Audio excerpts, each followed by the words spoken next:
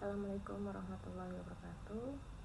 Ketemu lagi dengan saya di aktivitas belajar keempat tentang praktek membuat kabel jaringan komputer. Jadi kabel jaringan komputer itu juga merupakan salah satu komponen terpenting bagi dunia digital, karena tanpa adanya kabel kita tidak bisa melakukan apa-apa. Tidak bisa berselancar di internet, kemudian tidak bisa video call ataupun audio call, kemudian juga mungkin tidak ada inovasi audio call menggunakan jaringan nirkabel, itu juga nggak mungkin ada kan kalau tidak ada kabel. Makanya kabel ini istilahnya menjadi jalan raya bagi dunia digital. Nah, kemudian di dunia jaringan itu juga sebenarnya ada beberapa tipe kabel. Nah, yang paling umum digunakan itu adalah kabel UTP atau Unshielded Twisted Pair.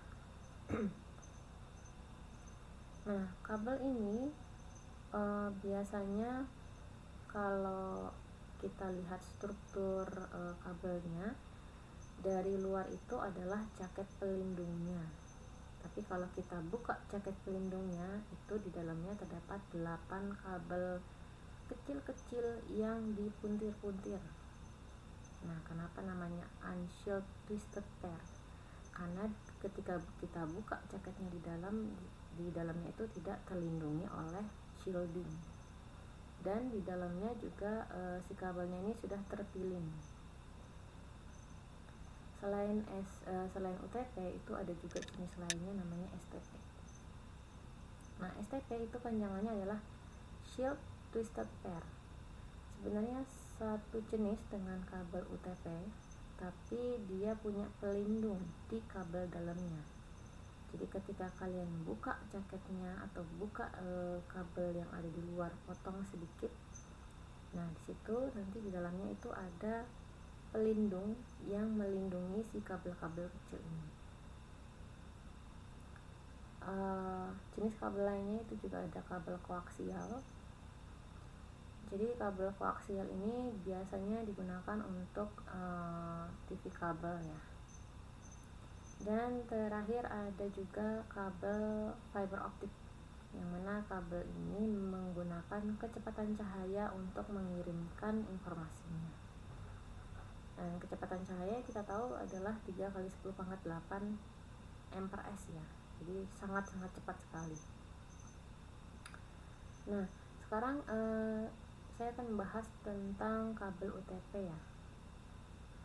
Nah, di dalam jaketnya si kabel UTP itu ada 4 pasang kabel yang sudah teruntir. 4 pasang berarti totalnya adalah 8 kabel. Nah, tiap pasang itu punya warna-warna khusus, yaitu seperti orange putih, hijau putih, biru dan biru putih, serta coklat dan coklat putih. Nah, di ujung antara kabel satu dengan kabel lainnya, jadi kalau kita membahas mengenai cara membuat kabel jaringan, itu kalian potong kabel agar menjadi bentuk U. Jadi kan kabelnya seperti ini, bentuk U. Sesuaikan panjangnya, jangan terlalu pendek dan juga jangan terlalu panjang. Nah, ketika kalian sudah potong ujungnya, maka ujung-ujung ini akan dipasang konektor RJ45 yang kalau kalian ngeh itu mirip dengan colokan telepon yang besar. Jadi dia ada gerigi-geriginya di sini. Gitu. Nah, untuk menyusun kabel UTP ini sebenarnya ada 2 cara juga, cara mengkonfignya atau cara menyusunnya.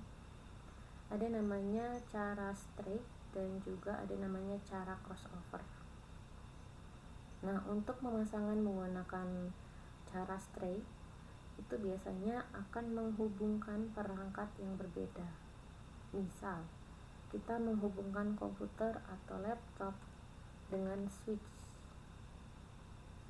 atau laptop atau juga komputer dengan router.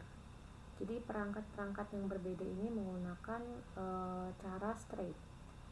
Tapi kalau kalian ingin menghubungkan perangkat yang sama, misal komputer ke komputer atau laptop ke laptop atau router ke router, nah ini pakai caranya crossover. Dan setiap cara penyusunan antara crossover dengan straight itu punya urutan warna yang berbeda-beda. Nah, urutan warna ini menjadi kunci keberhasilan untuk bisa menentukan apakah kabel ini berjalan atau enggak. Nah, selain itu, kabel UTP maupun kabel STP ini punya kategorinya juga. Ada kategori 5E yang sekarang ini lebih sering digunakan. Ada juga kategori 6. Nah, untuk kategori 5E ini biasanya kecepatannya sudah bisa sampai 1 gigabit per second. Nah, untuk yang kategori 6 ini lebih tinggi lagi, sampai 10 gigabit per second. Tetapi semakin tinggi frekuensinya, maka semakin rendah jaraknya. Jadi seperti rumus F sama dengan lambda per C. Nah, semakin tinggi frekuensinya, maka lambdanya akan semakin rendah. Nah, mulai dari jaringan rumah yang sederhana hingga ke server besar, server kompleks, kabel jaringan ini tetap menjadi komponen yang sangat penting bagi dunia digital. Dan juga dengan memahami materi tentang kabel jaringan, saya harap kalian bisa paham juga jenis-jenis kabel yang penting, kemudian penggunaannya juga seperti apa, terus kategorinya. Karena untuk bisa menyusun jaringan dengan baik, kita harus tahu dasarnya itu. Nah, dasarnya itu adalah si kabel jaringan ini.